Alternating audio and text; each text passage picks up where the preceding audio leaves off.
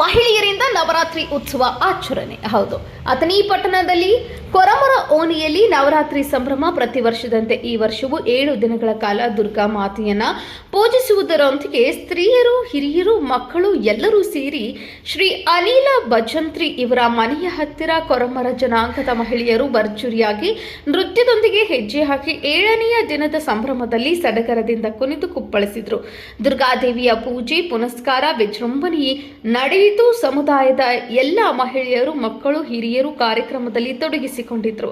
ಶ್ರೀ ದುರ್ಗಾ ಮಾತಾ ದೇವಿಯ 7ನೇ ದಿನದ ಕಾರ್ಯಕ್ರಮದಲ್ಲಿ ಮುಗಳಕೋಡದ ಶ್ರೀ ನುಲಿಚಂದಯ್ಯನವರ ದೇವಸ್ಥಾನ ಟ್ರಸ್ಟಿನ ಅಧ್ಯಕ್ಷರು ಶ್ರೀ ನಿಂಗಪ್ಪ ಬಿ ಕಡಕಭಾವಿ ಇವರಿಗೆ ಆದರ್ಶ ದಂಪತಿಗಳ ಪ್ರಶಸ್ತಿ ನೀಡಿ ಗೌರವಿಸಲಾಯಿತು.